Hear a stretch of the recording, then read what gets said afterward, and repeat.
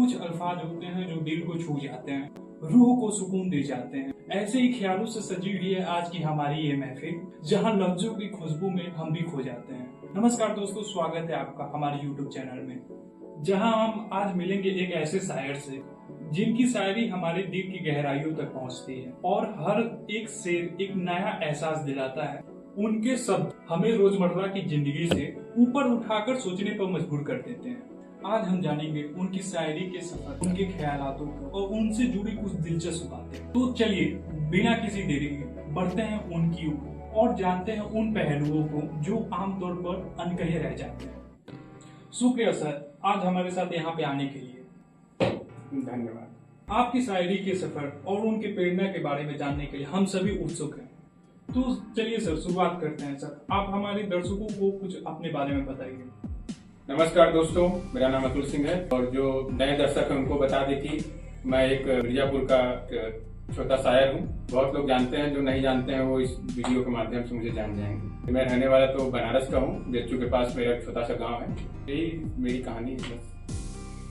धन्यवाद सर आपको अपने बारे में बताने के लिए। सर, हम अपने सवाल पे हैं, उससे पहले मैं कुछ शायरी सुनना चाहूंगा, तो सर कुछ सुनाएंगे? चलिए, आपने कहा शायरी सुनाने के लिए, तो एक शायरी जो अपनी मेरी लिखी हुई है वो मैं दर्शकों को सुनाना चाहूंगा। तो गौर करिएगा कि जुल्फे भी तेरी काली है, कि जुल्फे भी तेरी काली है, ऊपर से तेरे कानों में चांदी की बाली है। कि जुल्फे भी तेरी काली है, ऊपर से तेरे कानों में चांदी की बाली है। उफ, मुझे जीने क्यों नहीं देती ये जो तेरे होठों की हल्की सी लाली है। वाह वाह वाह वाह वाह, धन्यवाद सर। शुरू करते हैं हमारे इस सवालों के सिलसिले को। तो सर, हमारा अगला सवाल है कि शायरी लिखने की प्रेरणा आपको कहाँ से मिलती है? जैसे कोई व्यक्ति विशेष तो नहीं है, लेकिन क्योंकि आपने पूछा है तो फिर बताते हैं कि जैसे पहले शुरू में जब छोटे थे तो वीर रस पे हम लिखा करते थे। जैसे उस वीर रस पे कहानियां हो गई वो पढ़ते थे, पोयम हो गए, कविताएं हो गई। लेकिन फिर जैसे जैसे बड़े हुए तो फिर हमारा जो रुझान है, वो झुकाव है, वो श्रृंगार रस की तरफ जाने लगा। और फिर ऐसे ही धीरे धीरे फिर कब पता चला, कब लिखने लगे, कब सुनने लगे, ये पता ही नहीं चला। बस ऐसे ही अच्छा लगने लगा और हमने चालू कर दिया लिखना। ओके सर, आपका शुरुआत वीर रस और श्रृंगार रस से शुरू होते हुए आज यहाँ तक पहुँच चुका है। नेक्स्ट क्वेश्चन कि आपकी पहली शायरी कब और कैसे लिखी गई?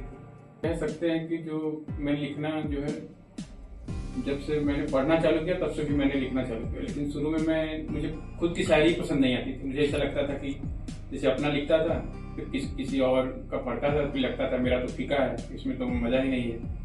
तो फिर ऐसे ही लिखते थे, पढ़ते थे, फिर वो कहीं मतलब कलेक्ट नहीं, जैसे किसी डायरी में या कहीं ऐसा कलेक्ट करके नहीं लिखते थे शायरी। लिखते थे फिर कहीं गायब हो जाता था। फिर जब लेकिन कॉलेज में आए तो वहाँ पे हमें एक सर मिले जो है अभिषेक शुक्ला सर। उन्होंने हमें प्रेरणा दी कि जितना भी आता है, जैसा भी आता है, आप लिखिए और उसी को जो है महफिल में सुनाइए और कुछ सुधार करते रहिए। तो बस उसी तरीके से मेरा जो है शायरी का सिलसिला चालू हुआ और उन्हीं के जो है प्रेरणा से मैंने पहली शायरी लिखी थी। मतलब कह सकते हैं कि वही जो मैंने लिखी और आज भी वो मेरी डायरी में है, वही शायरी है। वो सुनाना चाहूँगा मैं। जब वो साथ हुआ करती थी, जब वो साथ हुआ करती थी, जब उससे बात हुआ करती थी, जब वो साथ हुआ करती थी, जब उससे बात हुआ करती थी, जब दुनिया पर आई थी बस वो गले लगाई थी। जब वो साथ हुआ करती थी, जब उससे बात हुआ करती थी, जब दुनिया पर आई थी बस वो गले लगाई थी। उसके बाद कोई पक्का नहीं लगा, उसके बाद कोई पक्का नहीं लगा, किसी का भी प्यार सच्चा नहीं लगा। वैसे तो रहे वीराने दिल में लोग बहुत, मगर कोई भी शख्स उतना अच्छा नहीं लगा। वाह वाह वाह, बहुत बढ़िया सर। सर, हम अपने अगले सवाल पे कि सर, आप शायरी लिखते समय आपके दिमाग में क्या चलता है? शायरी लिखते समय तो ऐसे ही जैसे कुछ जैसे मतलब इस तरीके से हम नहीं सोचते कि जैसे मान लीजिए अब कहीं बैठ गए, फिर डायरी ले लिए, फिर लिखना है, तो इस तरीके से मैं नहीं सोचता। जो है मैं जैसे कहीं चलता फिरता रहा, कहीं घूमने गया, क्लासरूम में हूँ, कहीं बाहर रोड पे टहल रहा हूँ, मार्केट गया, तो इसी मतलब कहीं कुछ देख लेता हूँ या कुछ जहन में आ जाता है चीज़ें, तो ऐसे ही मैं लिख लेता हूँ।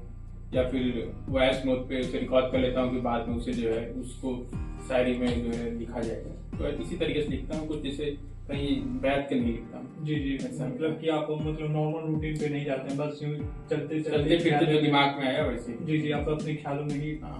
करते रहते हैं, मतलब कि आप हमेशा उसी मूड में रहते हैं, ख्यालों में रहते हैं, सोचते हैं और लिखते हैं, कह सकते हैं। जी। तो सर बढ़ते हैं हमारे अगले सवाल की तरफ कि आपकी शायरी में सबसे ज्यादा किस विषय पर रचनाएं हैं?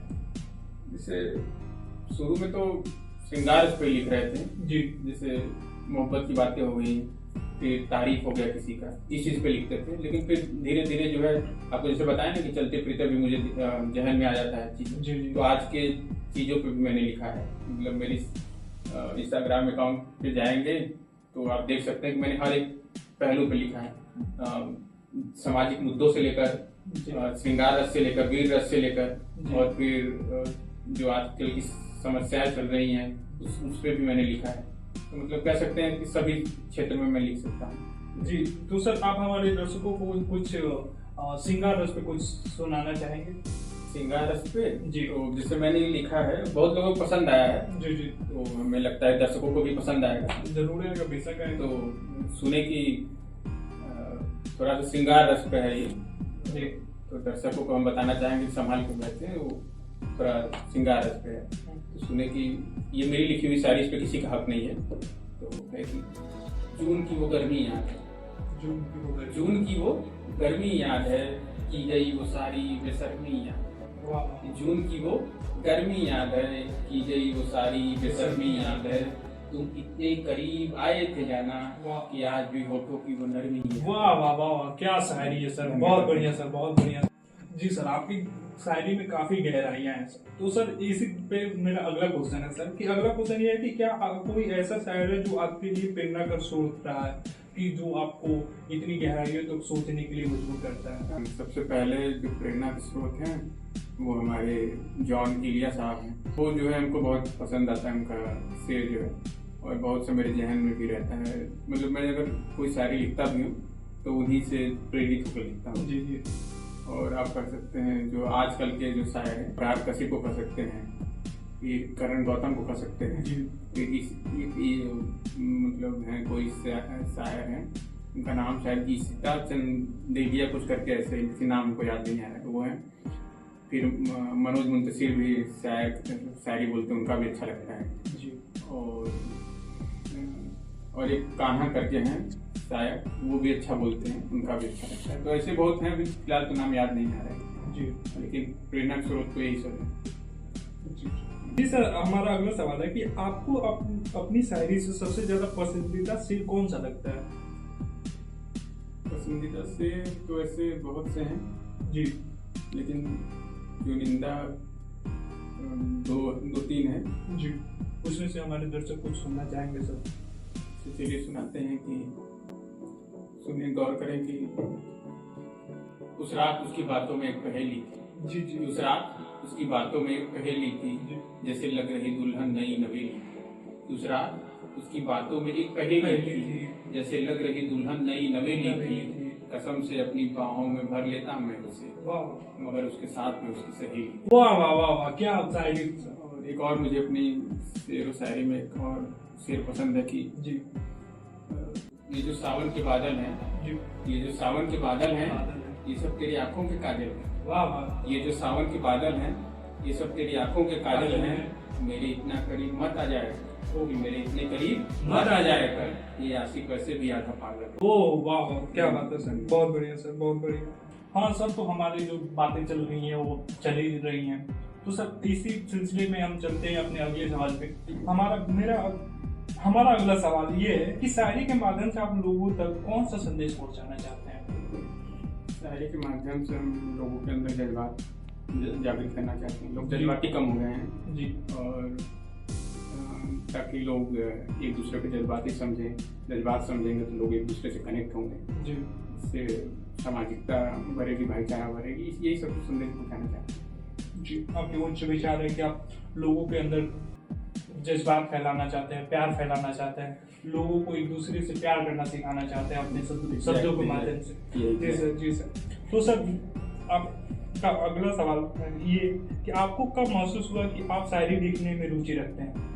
ऐसे बहुत सारे दर्शक होते हैं हमारे जो सोच नहीं पाते हैं कि मुझे क्या करना है, कैसे करना है। वैसे आपको कब महसूस हुआ कि नहीं मुझे ये शायरी करना है?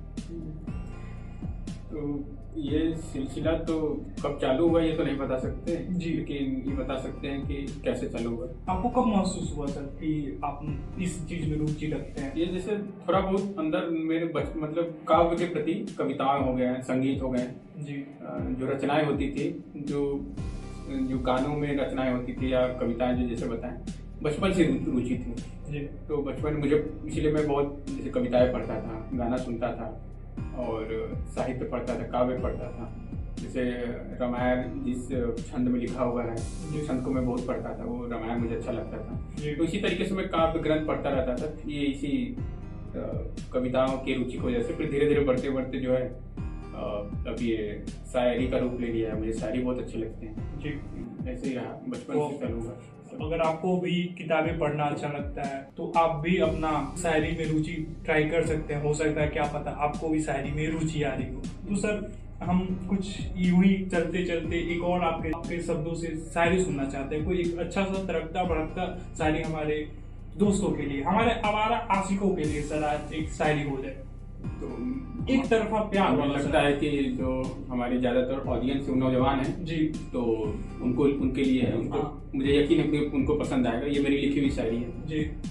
कि सहेलियों के संग से पूछ, सहेलियों के संग से पूछ, अपने कपड़ों के रंग ढंग से पूछ। सहेलियों के संग से पूछ, अपने कपड़ों के रंग ढंग से पूछ। तुमको सिर्फ हमी से मोहब्बत है जाना, जा अपने हर अंग अंग से पूछ। ओ वाह वाह वाह वाह, क्या बात है सर, क्या बात है। धन्यवाद। बहुत बढ़िया सर, बहुत बढ़िया। तो कैसा लगा आप ये शायरी हमारा, आप कमेंट करके बता सकते हैं। तो सर इसी तरह चलते हैं अपने अगले सवाल पे। चलिए सर, हमारा अगला सवाल ये है, क्या आपके ख्याल में शायरी के लिए दर्द और तन्हाई जरूरी है? एकदम यस, दिस इज बेसिक चीज, मूल्य बात है। जैसे मकान बनाने के लिए ईंटें की जरूरत होती है, जो बेसिक चीज होती है जी। और एक जैसे ह्यूमन ऑर्गन बनने के लिए सेल की जरूरत होती है। सेल टिश्यू फिर ऑर्गन बनता है, सेल एक बेसिक चीज हो गया। ऐसे ही अगर आपको शायरी लिखनी है जी और श्रृंगार रस पे लिखनी जी। है, मुझे लगता है कि दर्द और तन्हाई चाहिए। तन्हाई तो भयंकर जी। चाहिए और दर्द तो फिर दुनिया दे देती है। सही जी।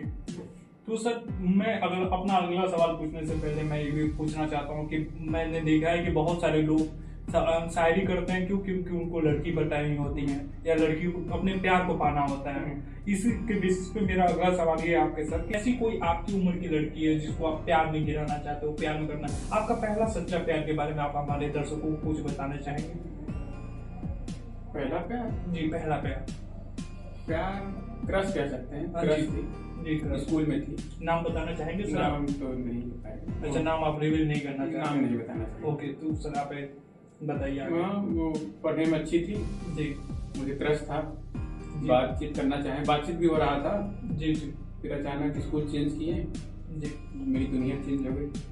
ओ, बहुत बुरा हुआ सर आपके साथ। और फिर हमारा तभी से फिर उसके बाद कभी मोहब्बत नहीं हुई। जी सर। उस पे गुलजार साहब का शेर है ना कि आज देखेंगे तेरी चाहे जमाने लग जाए, जमाने लग जाए, या तो आ जाए तू या हम वाह वाह सर, बहुत बुरा हुआ आपके साथ। सर ये कौन सी क्लास की घटना थी? क्लास 11th की।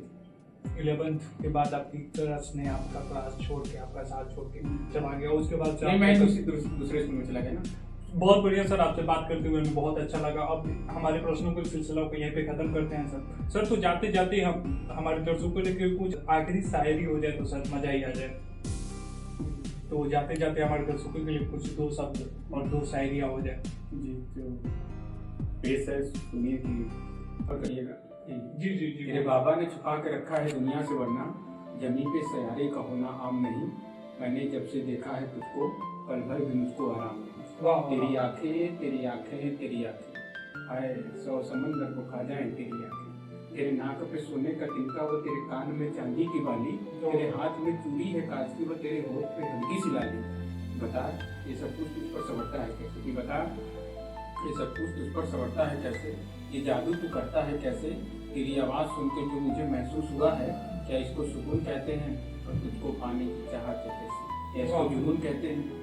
तू पलक की बिछड़ी हुई सल्तनत है शायद, तेरा हुस्न लगता है जहाँ का नहीं। एक झलक में हुई तुझसे मोहब्बत और मैं रहा कहाँ पे नहीं। दुनिया वालों से मैं कहूँगा ये फूल, खुशबू, झीले वीले सब तुम्हारा मेरे पास अपना एक सितारा है। धन्यवाद। वाह वाह वाह वाह, बहुत बढ़िया शायरी हुई। आज से आपसे बात करके हमें बहुत अच्छा लगा। हम आशा करते हैं कि हमारे ऑडियंस को भी अच्छा लगा होगा। धन्यवाद। जी जी दोस्तों, यही तो खूबसूरती होती है शायरी की। यह हमारे दिलों की गहराइयों में उतर के हमें अपनी जुबा देती है। हमारे प्रिय अतुल सिंह जी, आपका बहुत बहुत धन्यवाद जो आप हमारे साथ आए, जुड़े और हमें अपने बारे में जानने का मौका दिया। उसके लिए हम तहे दिल से, हमारा चैनल, हमारी टीम आपको बहुत बहुत धन्यवाद करती है। आशा करते हैं कि अतुल सर के शब्द जितना हमें पसंद आए होंगे उतने ही हमारे श्रोताओं को भी पसंद आए होंगे। इसी तरह के दिलचस्प वीडियो को देखने के लिए और जानने के लिए हमारे साथ जुड़े रहें। हमारे चैनल को सब्सक्राइब कीजिए। अगर आप न्यू सब्सक्राइबर हैं तो हमारे चैनल को सब्सक्राइब कीजिए, लाइक कीजिए और कमेंट कीजिए कि हमारे अतुल सर के शायरी, उनके बारे में जान के आपको कैसा लगा। आप कमेंट जरूर कीजिए और बाकी के मिलते रहिए, हमारे साथ जुड़े रहिए। अगले एपिसोड के लिए वेट कीजिए।